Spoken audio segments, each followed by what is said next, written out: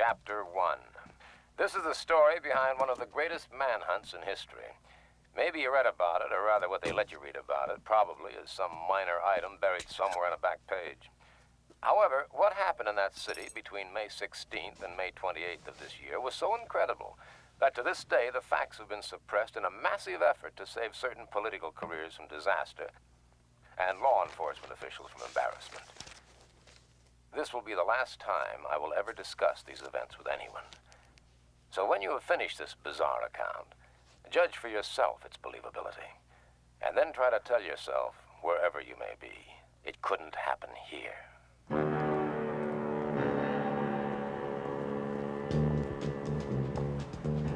Sunday, May 16th. At approximately 2:30 a.m., Cheryl Hughes was standing at the intersection of Casino Center and Fremont Streets waiting for a girlfriend to give her a lift home.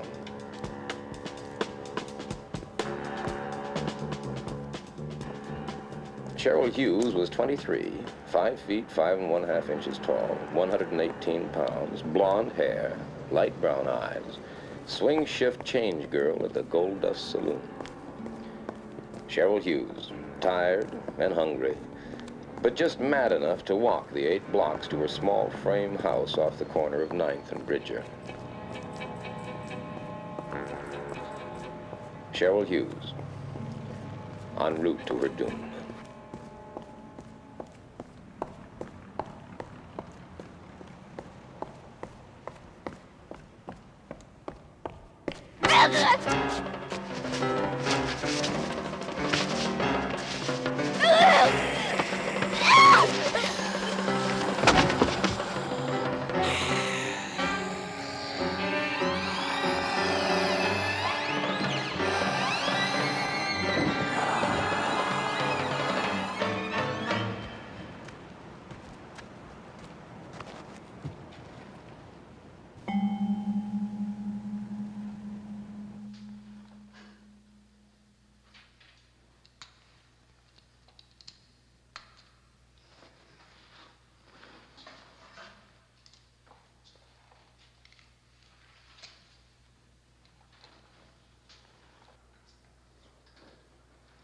Odd.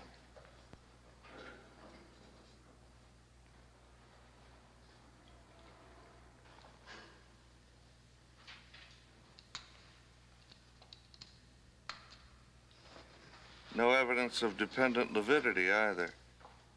Peel back the chest flap, please. This should do it. It's incredible. Begin the gross work on internal organs. I'm going to phone the district attorney. And don't talk about this to anyone.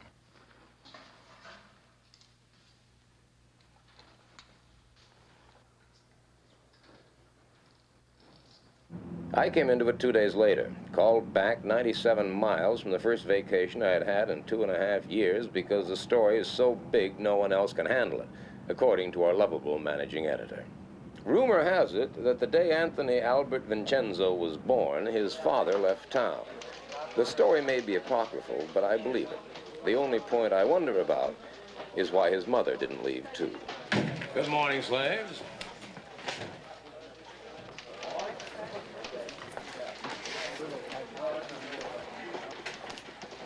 We are not amused. Kolchak, you are on it. A 2-day-old, third-rate murder. You are on it. What about them? They have other assignments.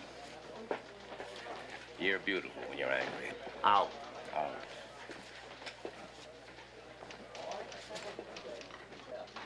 First stop, County General to see one of my most reliable spies. At least he used to be reliable. Hello, Carl. Oh, I thought you were disbarred from malpractice. I thought we were rid of you for 2 weeks. Yeah, so did I. Well, about this, Cheryl Hughes thing. Why does it say officially undetermined under cause of death? Why don't you ask the coroner? Oh, thanks. Come on, you're my spy here. Listen, haven't I kept quiet about all those illegal operations you've been performing in closets? Come on, tell me true now, John. Was there anything unusual about the autopsy? No, all I know is she lost a lot of blood. Yeah, some spy. I'm just a poor, hard-working doctor that occasionally takes pity on an aging reporter. Dr. O'Brien, any Sounds like messages a there for me? Pulitzer Prize story to me. Second stop, the Gold Dust Saloon, and a chat with Gail Foster, one of Cheryl Hughes' fellow workers, and a rather close friend of mine. Poor Cheryl. I feel just terrible about it, Carl. Well, honey, if you don't want to talk about it, you don't have to. No, I want to help if I can. You said that she never had any boyfriends. No, none that I ever heard of. She dated once in a while, but never the same man twice. I don't think she liked men. Yeah? Yeah. She even took karate lessons in case one got fresh with her. You mean that she knew karate? Yeah. Brown belt. Oh, I see him. I've got to go. Bye-bye. In any town the size of Las Vegas, the murder of one young woman hardly causes a ripple. But then the ripple started. Thursday, May 20th, 7:02 a.m.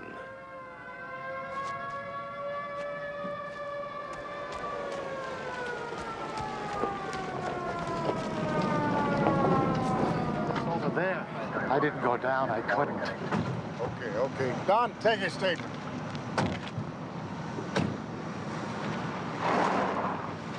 What took you so long, Kolchak? I got a flat tire.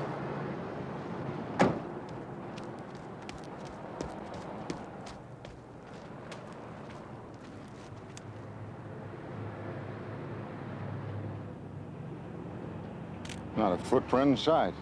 Is that physically possible? If it happened, it's possible. Well, it sure looked like it happened. Now, come on. Bonnie Reynolds, 27, divorced, cocktail waitress at the Harem Room Casino.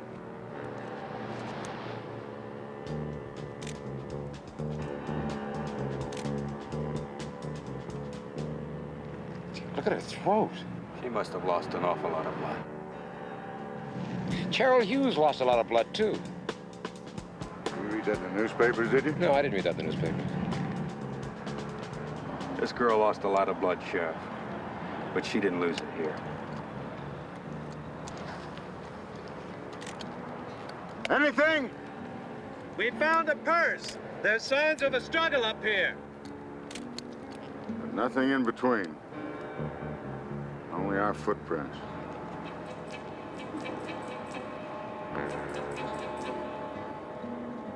What'd he do, throw her? Who said Bonnie Reynolds was thrown 22 feet into that car? The coroner? I haven't heard about it. Who said this new killing is connected with the Cheryl Hughes murder? The police? Not to me, they haven't. Who said Cheryl Hughes died of massive blood loss? The coroner again? No, he hasn't even turned in his report yet. And who, may I ask, said that a super powerful madman is running loose in Las Vegas? You hearing voices, Kolchak? I did not make up the facts. Oh, I know your boy.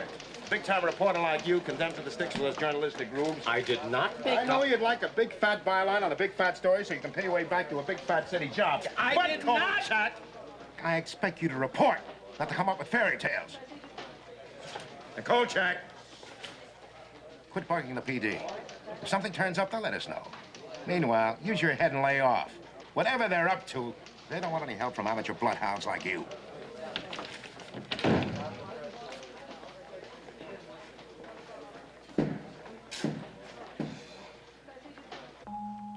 Friday, May 21st, 8:06 a.m. Apartment of Carol Hanachek, swing shift cocktail waitress in the Bird of Paradise show lounge. She'd gotten home around 2:15 a.m., poured herself a glass of milk, opened the back door of the kitchen for reasons unknown, and died, like the others.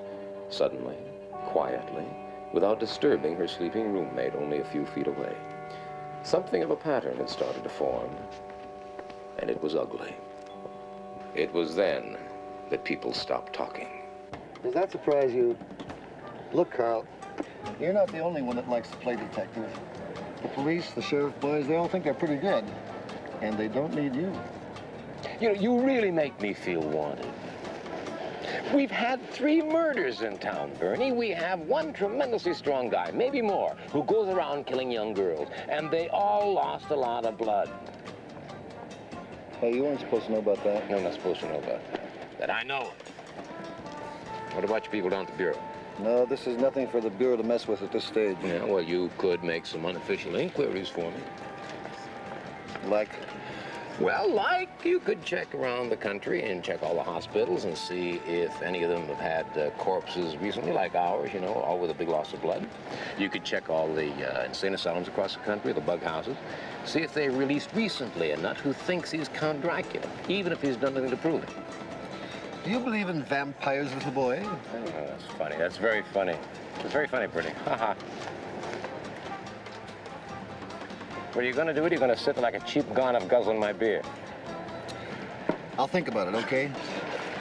Meanwhile, I hope it doesn't disillusion you to know that the local law enforcement people go along with your views. Oh? Somewhat.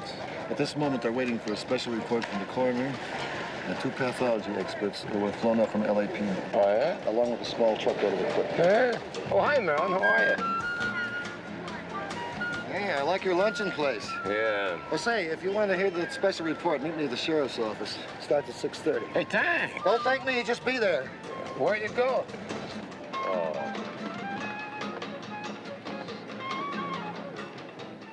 Mr. Kolchak, telephone, please. Mr. Kolchak.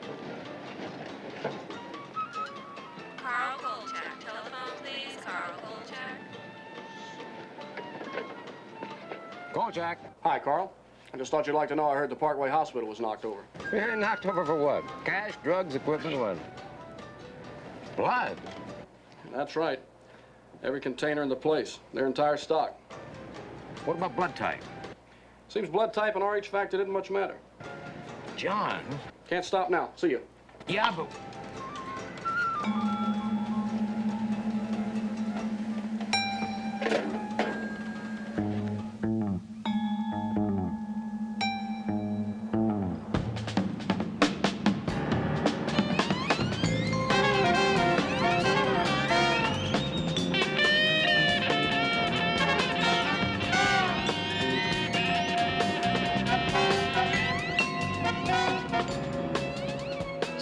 p.m., Clark County Courthouse.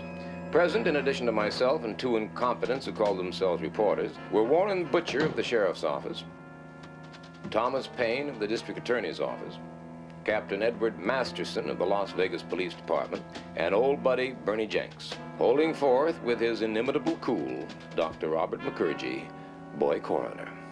We found that death in each case was extremely swift, coming in something less than a minute. After the initial wounds were inflicted, the blood was drained very quickly, some kind of suction device being used. Now, this would explain why no blood was found anywhere in the victims or in the areas they were discovered. Doctor, Kolchak, Daily News, do you have any idea what could have made these wounds? They're not unlike the bite of a medium-sized dog. What do you mean, dog? What? Dog. What are you telling us? A dog did these murders? I didn't mean to indicate that the wounds were actually inflicted by a dog, only that they're similar to those which might be caused by a dog. A rather interesting point is that we found another substance mixed in with the traces of blood in the throat wounds, namely saliva. What do you mean, saliva? I mean saliva, Sheriff Butcher. Human saliva.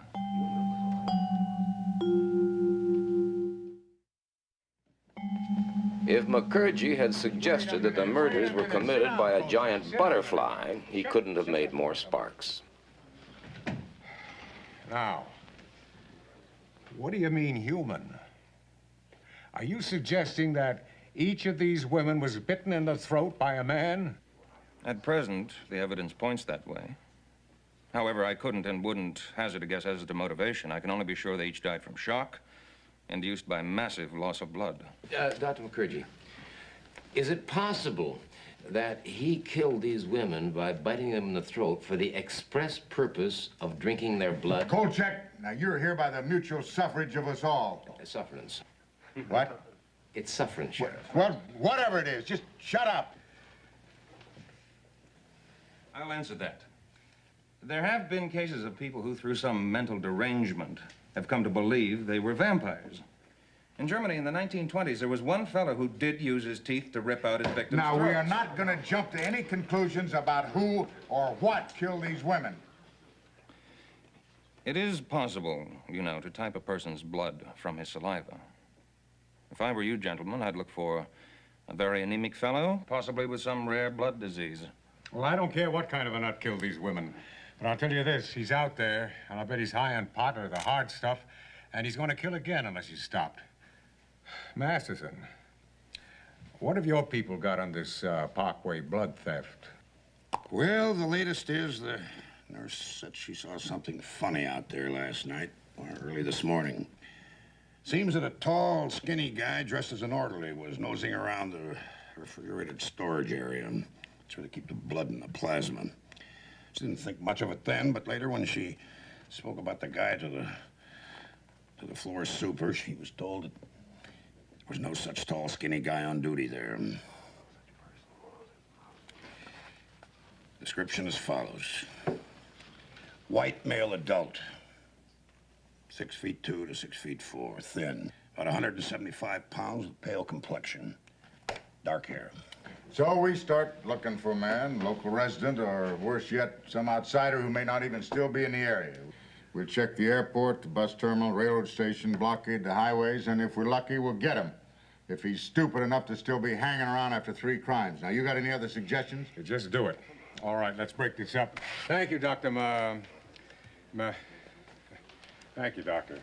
Mr. Payne, I shouldn't be too inclined to reject Mr. Kolchak's theory out of hand if I were you. It is at best highly speculative, but not altogether unwarranted. Kolchak, you can throw away that cassette. Now, this vampire stuff is to stay right in this room. Until we have the assailant in custody, we say nothing about these women being drained of blood. There'll be no rumors, no reports in the paper. The official opinion at this time is that the cause of death is undetermined. We don't want to cause a panic. It's bad for police operations. It's bad for the people. And it's bad for business. Thank you for your cooperation.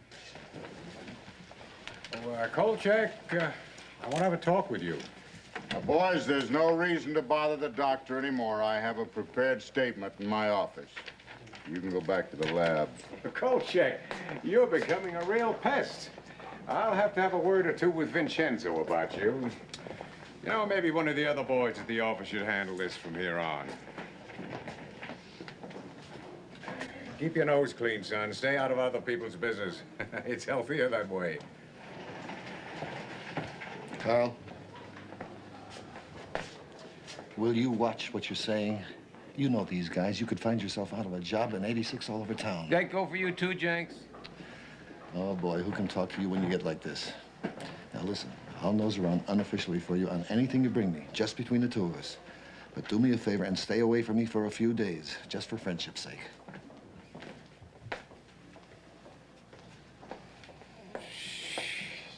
Did I say it was a vampire? Well, what does your suggested headline say? The story makes it clear.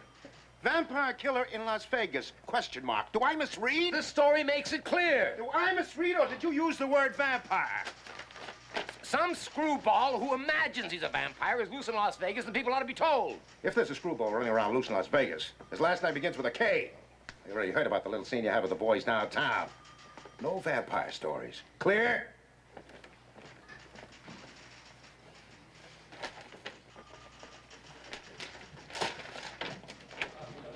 How about a special featurette with a border of roses? An interview with the 2 girl victims in heaven with a celestial choir in the background. Ow!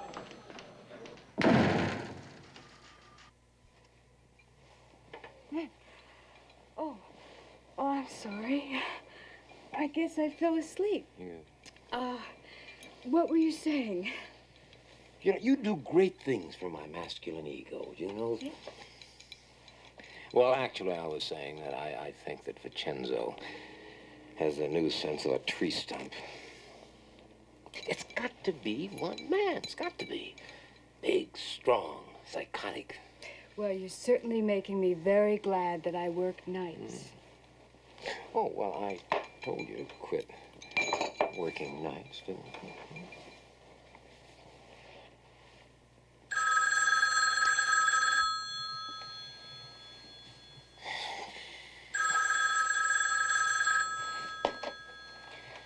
Kolchak.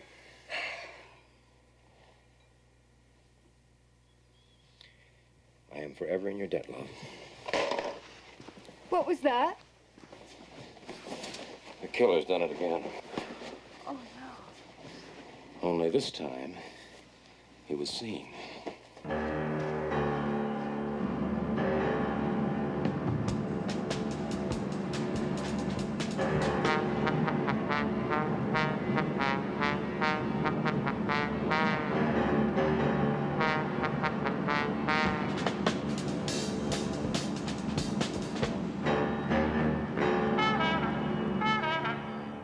Standing over there. I thought he was kissing her.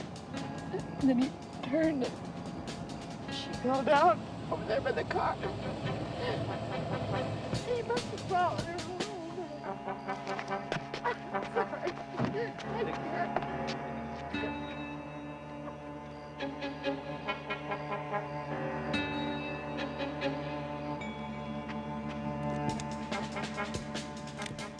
Victim number 4.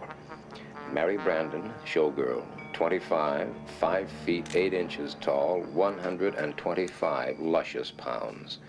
Less the weight of 12 pints of blood, of course. Well, looks like Bela Lugosi's struck again. Knock it off. It's her daughter. Oops. I'm all right now. Now, the car he drove away in, was it new? No. It was a few years old, I think. It was a maroon coupe. I'll call it in. Barney, may I, Yeah, but take it easy. I'm sorry, ma'am. Kolchak, the Daily News. That was your daughter? My best contact in Las Vegas has always been Helen O'Brien, chief switchboard operator at the county courthouse. Hello, adorable. You're a sadist.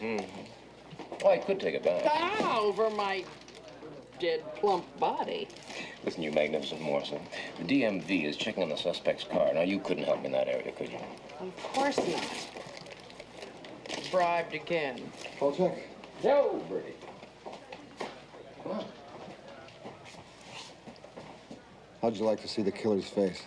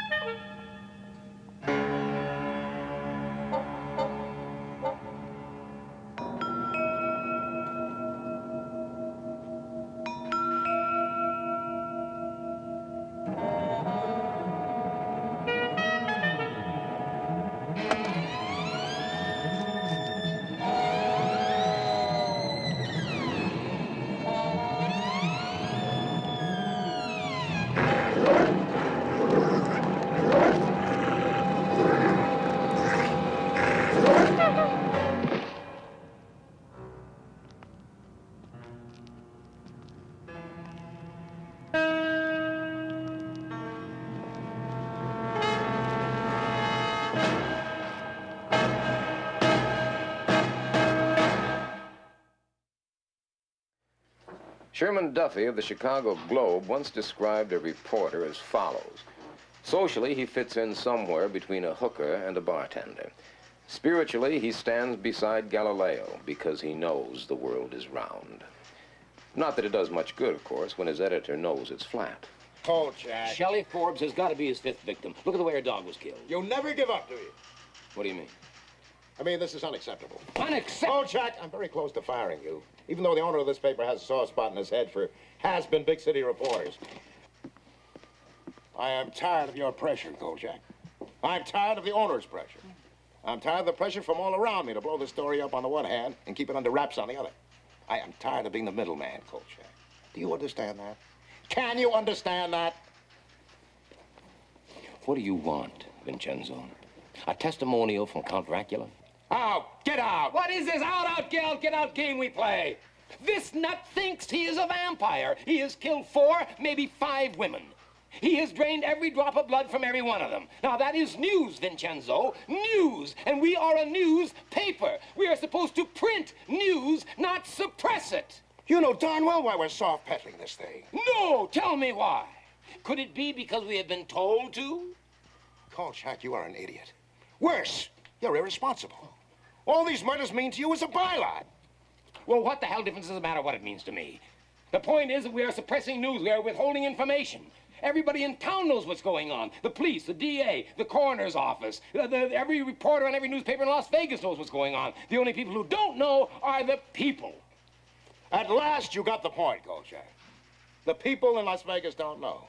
Because the people in Las Vegas would come unglued if they did know. Even more than they're coming unglued already. Capiche? Tuesday, May 25th, 7:30 p.m. Helen O'Brien had told me that the DMV had come up with 16 possibles. All but one had been eliminated. The car owner's name, Martin Lubin. Address on Spring Mountain Road. Name and address, both phony. Name of salesman who sold car, Fred Hurley. So I sets him a price. He don't say nothing. He just stands there looking at me. All right, now, how'd you find out about this, Kolchak? Well, a fine little bird told me about it. Don't you stop just on my account. keep your mouth shut. Yes, sir. Okay. Well, like I said, he just stands there looking at me. Then he tells me the price is too high. $300 too high. And he keeps staring at me as if daring me to tell him the price is $1,200. Is this fella? Now, stop doing our job for us, Kolchak. That's already been established. Yeah, well, you see, I told him only he had a mustache. Mustache? Yeah. Did you sell him the car? Well, I started to say no. But something inside tells me, don't mess with this guy. I mean, he's a creep. With them red eyes and that voice, he's enough to keep a guy from working nights. All my life, I've waited for a story like this. All my life. And when it finally comes, I can't get it printed. Do you know, the holes in Mary Brandon's neck were airbrushed out before they printed the photographs? Yeah. Carl, if you keep going on like this, you're going to get fired again. Let's see, how many times has it been? Twice in Washington, 3 times in New York, twice in Chicago, and once, or was it twice in Boston? Huh. I'm becoming extinct in my own lifetime. Homo nous hocus, natural habitat, a pool of sour mash bourbon. You know, I really ought to light a candle to Ben Heck. Here. You ought to quit your job, you know. And you'll support me? Well, Oh, come on, honey, I'm serious. That weirdo's hit 5 girls, and they were all night workers. 5? Yeah, 5. Oh. Yeah, a girl named Shelley Forbes is missing, and I'll bet my bottom dollar she's victim number 5. Hey, you know, you are insured pretty good there. Carl, I've been doing some thinking. Oh, what do you know about vampires? Well, only they wear dinner suits and talk with marbles in their mouth. Oh, will you please be serious? Watch my natural habitat, darling.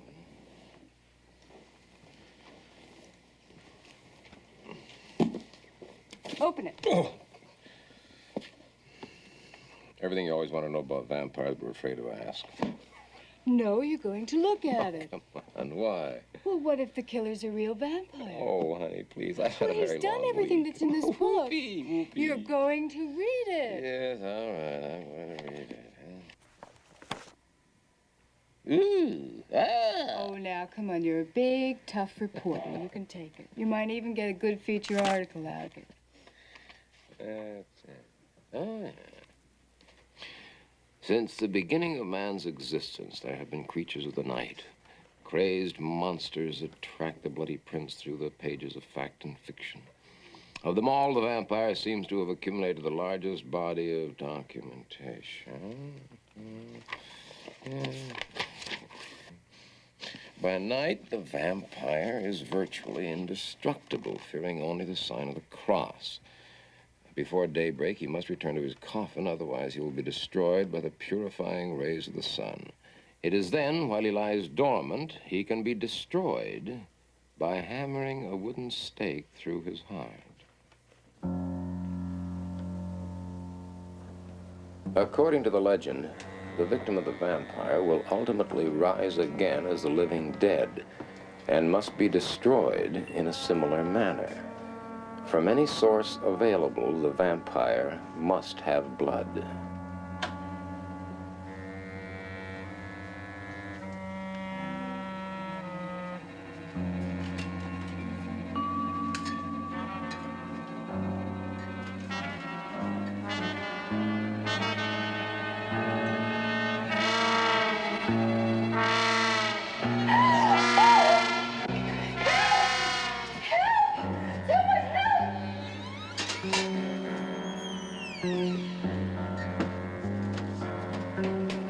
He's in there.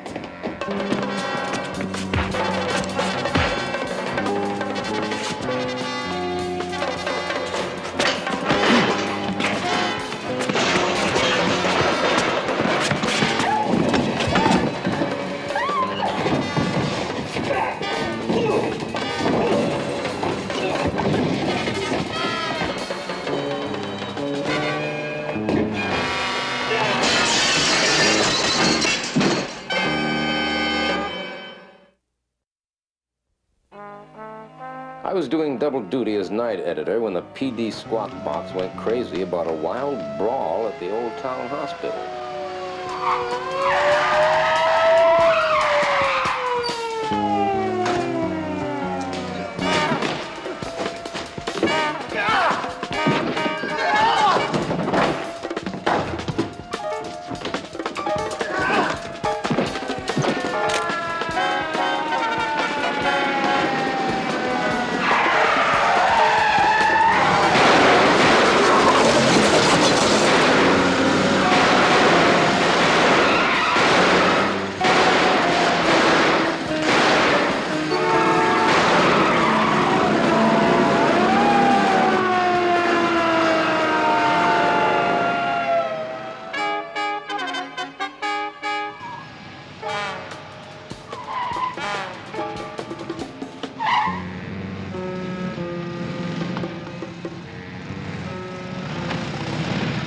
Thursday, May 27th, 8:20 a.m., and things were rolling.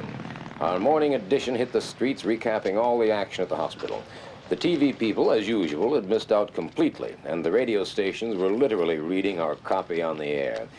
But now the whole lid was really blown off. The maniac had been identified.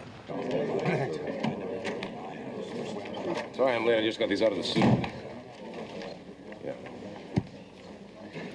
Now, here's a rundown on the Scotland Yard and the Interpol findings. Subject, Janos Skorzeny. Born in Craiesti, Romania, 1899. Now, wait just a minute. You trying to tell me this guy's over 70 years old? Come on, Bernie, your boys have come up with a wrong man. Like hell we have. These facts have been triple-checked and confirmed. Now, look, I've been up all night, and I'm pretty tired. Now, do you want it or don't you? All right, Bernie, just take it easy. Let's hear it. All right. Skorzeny's father died in 1923. He left somewhere between $75 and $100 million. At this time, he began to travel, and he became known throughout Eastern Europe as a big lover of nightlife. Now, we don't have a lot more on him before World War II. However, Scotland Yard reports that he showed up in England just in time for the German Blitz. I'm sure Mr. Kolchak will find the following facts of interest. Such formality from a man who always guzzles my beer. While in England, he passed himself off as Dr. Paul Belasco, specialist in hematology research. His work involved freshly killed air raid victims from various London emergency rooms. As a matter of fact, at his residence in Shafto Court, he installed several kinds of sumps, tubs, and an extremely large commercial meat freezer. In 1948, he turned up in Canada still as Dr. Belasco, and further checking made his presence known in almost every place along the U.S.-Canadian border where rioting and violence and a number of dead bodies were found.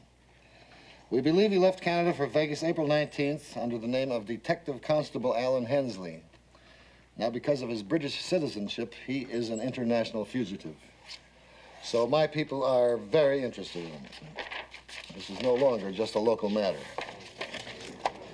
Now, gentlemen, the one constant that has shown up in all of our reports is that Skorzeny's travels have always been accompanied by a number of unexplained killings, many of which have one thing in common: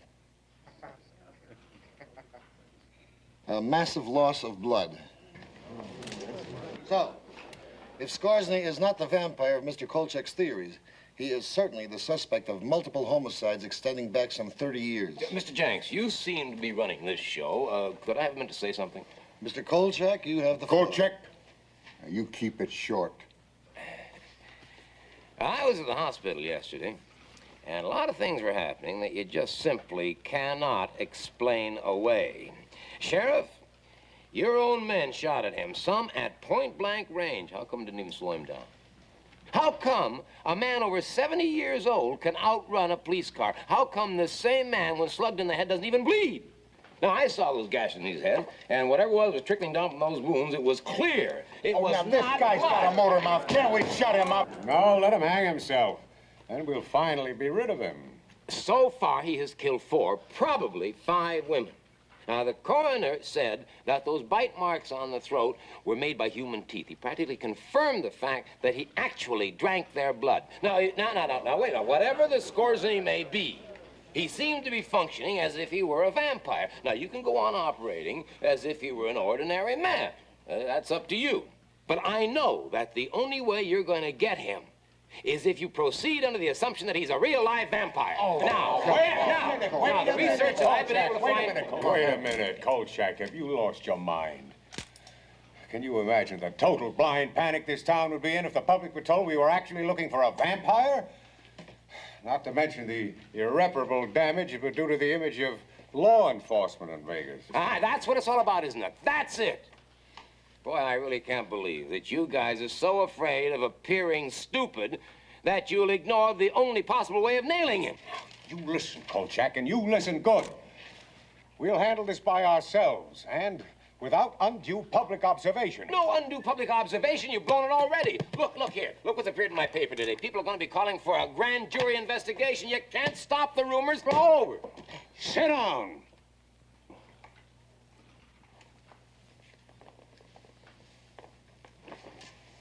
I don't care what's been printed in the newspapers. This man is still classified as an ordinary maniac, and he'll be settled by standard police procedures. Oh, boy. And you better start cooperating with that fact, Kolchak, or you want to get your pushy-tushy kicked right out of town. You dig? Yes, sir, I dig. But just remember, the next time you blow it, who's got the answers, sir?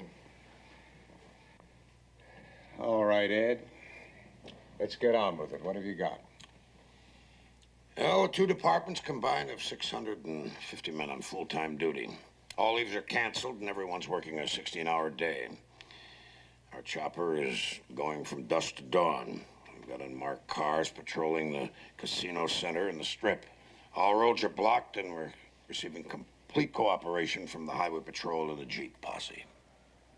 You got it? Got it. Repeat. What did I say? Show every real estate agent in town a picture of this guy's puss and ask him if they sold a house to anybody that looks like him. Good boy, you got it. Now get going. Now, wait a minute. When did I lose this last dollar? Mickey, has the idea of winning ever occurred to you?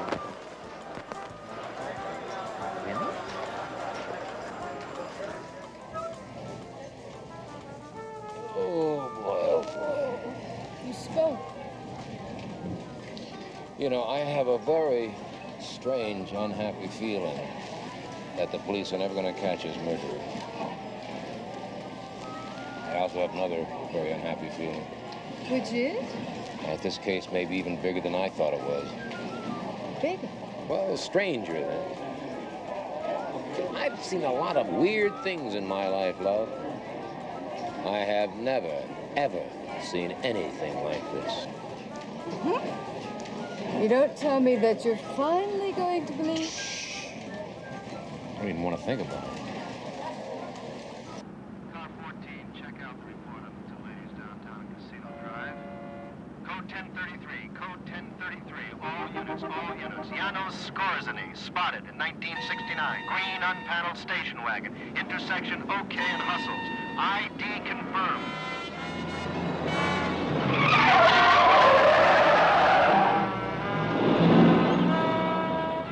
Positive visual contact made. Units 7 and 8, seal off. Rexford and Hustles and OK. Repeat, units 7 and 8. Unit 3, close off Park Paseo, Las Vegas Boulevard. Units 4, 6, move north to face Unit 3 at Park Paseo and 5th. Unit 5, move up to Bracken. To 5th place, all units.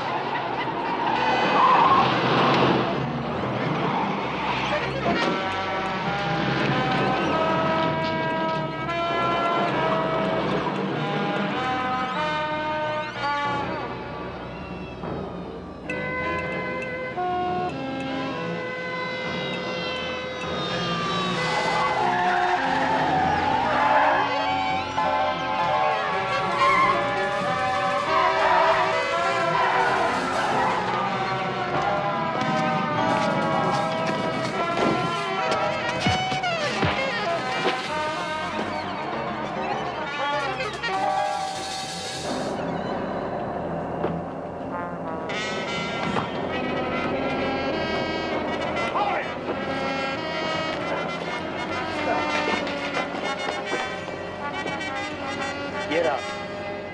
Slowly.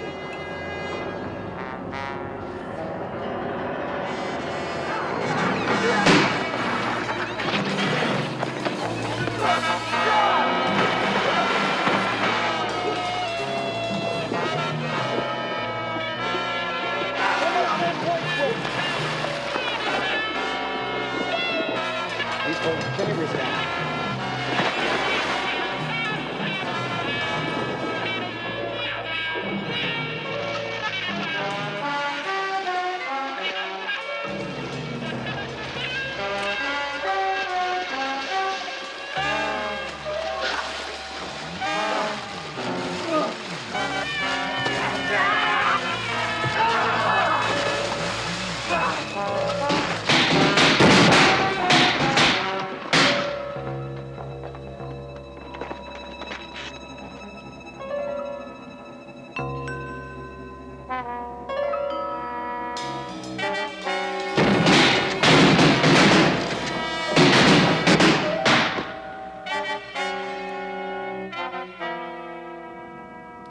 Friday, May 28, 3:17 a.m. Despite the helicopters, the highway patrol, the Jeep posse, despite the blocking of every major road and highway, despite the mass coverage of Las Vegas by every available man in both police and sheriff departments, Janos Skorzeny was still at large.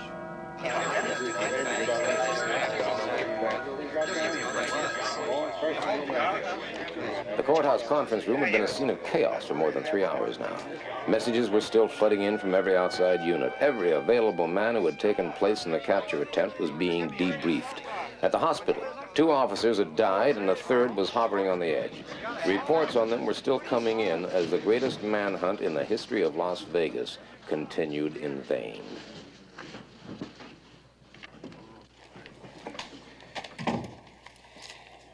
Oh, thanks, Bernie. Yeah. Well, what are we going to do? Now, are you willing to listen to my insane ideas? Kolchak, get out of here. Warren, hold it. Kolchak, you were there, weren't you? Yeah? Every man we've questioned insists not only that Skorzeny was possessed of incredible strength, but that he was shot more than once during the capture attempt. Oh, I'd say it 30, 40 times. I'm sorry, I'm not buying that. Captain, you have 2 choices. Either he was shot, or your entire police department is blind. Ed, let's admit it. We had the man, had him cornered, and we couldn't hold him. Let Kolchak have his say. Before I do, is it agreed that in return for my help, you will grant me the exclusive rights to the entire story? Well, let's say it's agreeable if we decide to follow your suggestions regarding the suspect? Fine, fine, because if you don't follow my suggestions, you're going to be chasing your suspect till doomsday. Kolchak, just get on with it. Of course.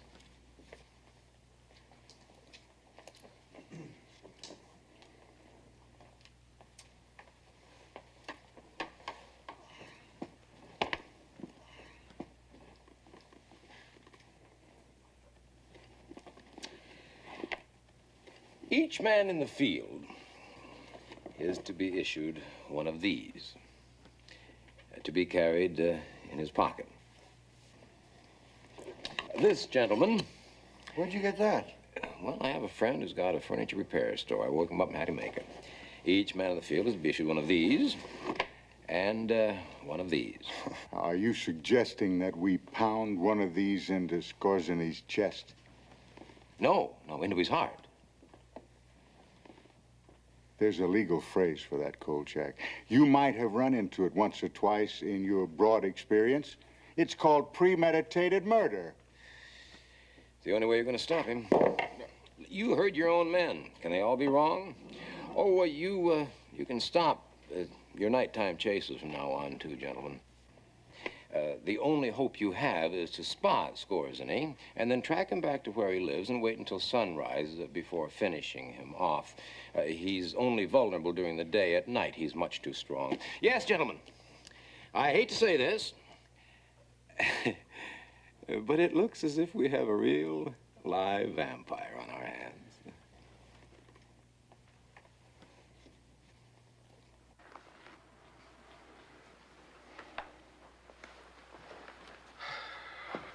Ed. Yes, sir.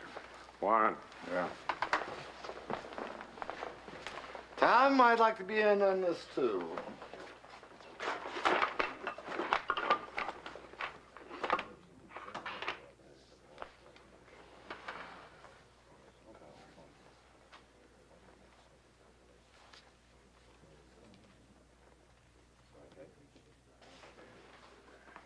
Okay, Kolchak, you've got yourself a deal.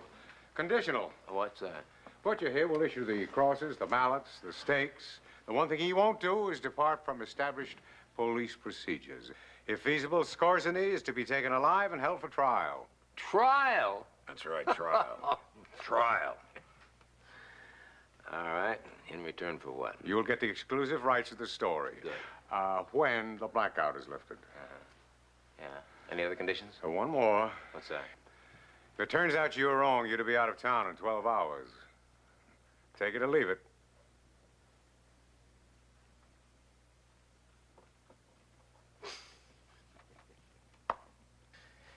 All right, I'll take it. Because I know I'm right. And you know I'm right. Right. Ciao!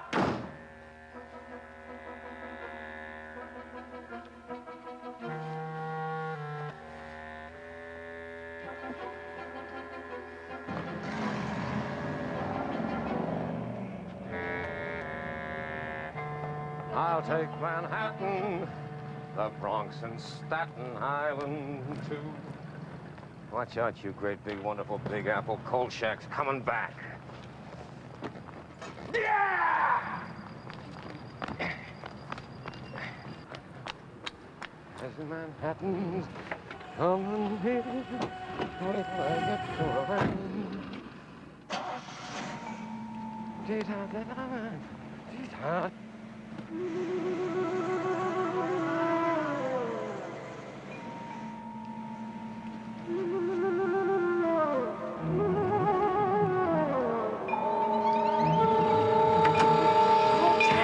It's me, Crawford. What are you doing driving off with me in the back seat? What are you doing in my back seat? I wanted to talk to you. I saw your car parked here, so I got in to wait for you, and I got sleepy. You got sleepy. Hey, I think I found the house.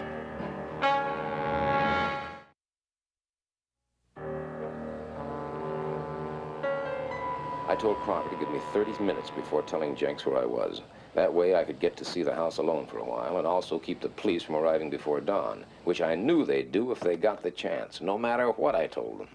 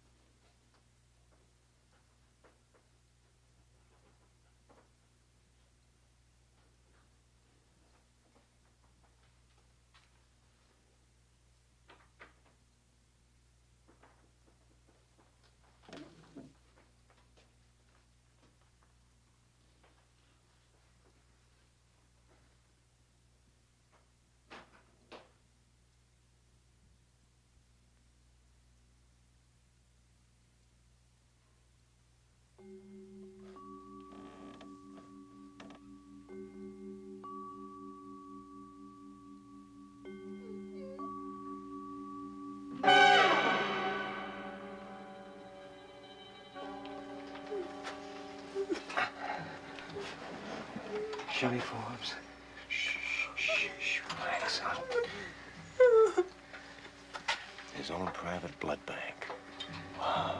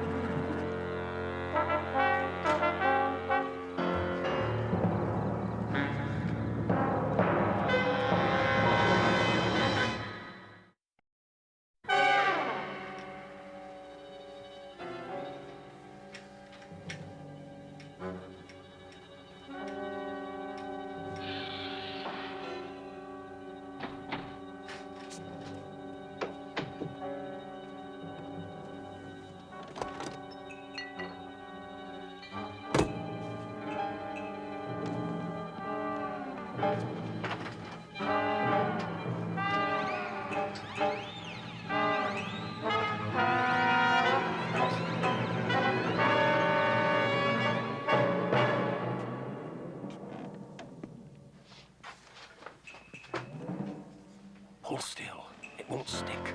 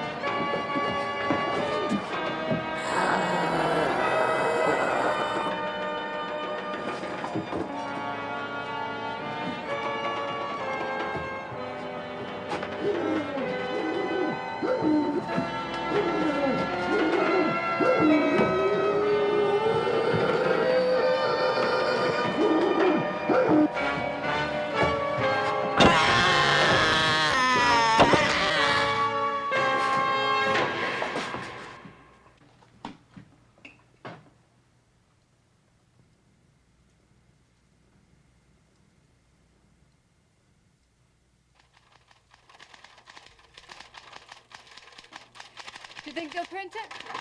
I know they will. We've got an agreement. Hey, you look kind of tired. Do you want me to drive you to the office? Go on, hush your bite. Yeah, but I want to finish this in time for the special edition. Hey, why don't you stop working nights Oh, Carl, not that again. and marry me? Yeah, well, you're a good cooker and a good kisser. Why not? Oh, baby, you're gonna love New York City. Honey, after this story hits the news services with my byline on it... Us married? Yes, us married! Don't look now, baby. But Kolchak's coming back in style.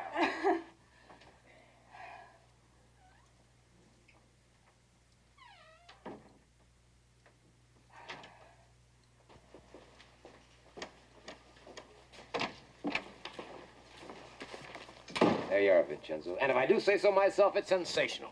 I'm sure it is, Carl. You're going to put it in the special edition. Right. Yeah, with pictures. Uh-huh. Yeah, and the news services. Okay, fine. What's got into you, Vincenzo? You sick or something? I think this is all fine, Carl. Fine. Jenks has been trying to reach you. Yeah, what do you want? He wants to see you over at the DA's office. Why don't you run over there now? Yeah. Kolchak. You're one hell of a reporter. Thank you, sir.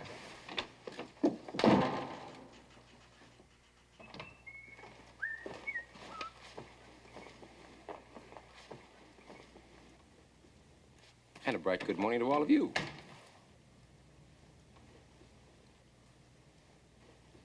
Bernie, what did you, Is your name Carl Kolchak, and do you reside in the city of Las Vegas? Well, you know my name's Carl Kolchak. What's going on? Carl Kolchak, you're under arrest on the charge of murder. The state requires that you be informed that you have the right to remain silent. No. Oh, no. No chance. You're not going to pull that one on me. No. Kolchak! You are under arrest.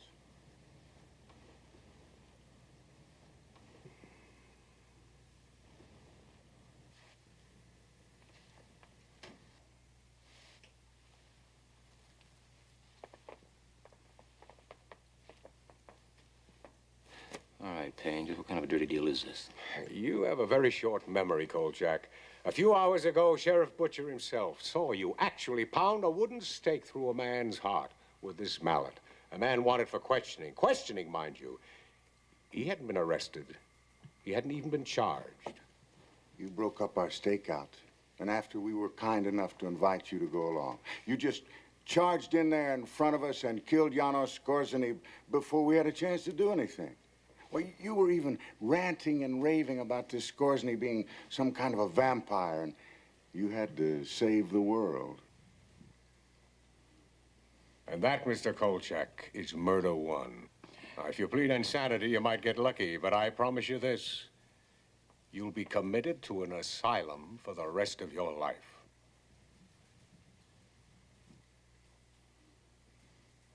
I pull your fat out of the fire, and you do this. Carl, will you just sit down a minute and listen to them? Bernie, you were there! Carl, just listen.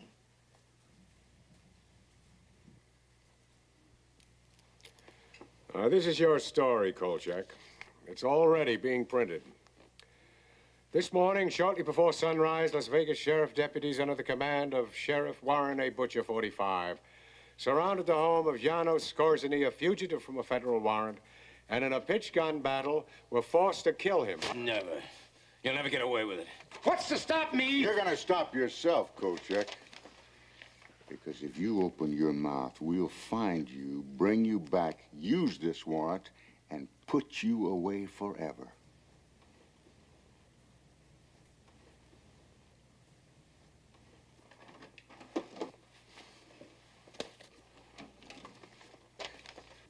Pick him up, Kolchak. Pick him up and get out of town. Now, we'll take care of your back rent. I want to call Gail. She's not there, Carl.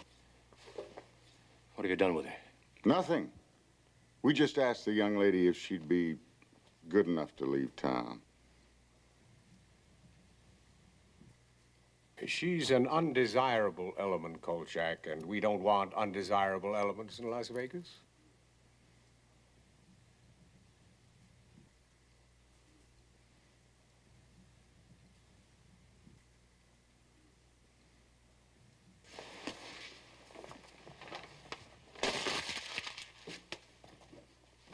Carl, there's nothing I can do. Carl, you let me know where you end up, huh? Yeah, sure, Bernie. I'll keep in touch.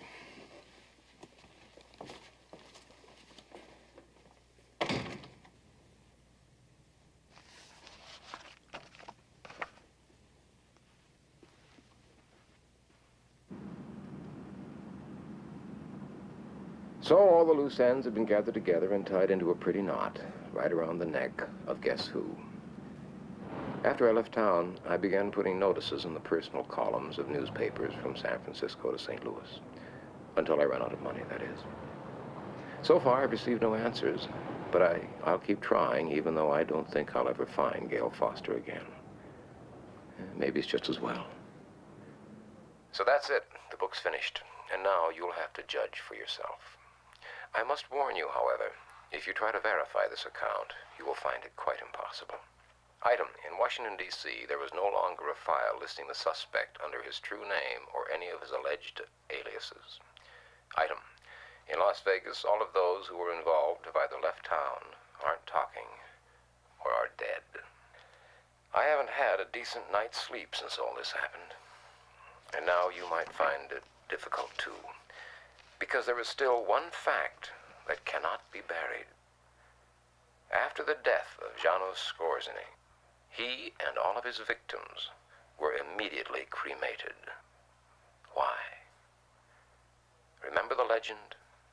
All those who die from the bite of the vampire will return as a vampire, unless destroyed first. So think about it and try to tell yourself, wherever you may be, in the quiet of your home, in the safety of your bed, try to tell yourself, it couldn't happen here.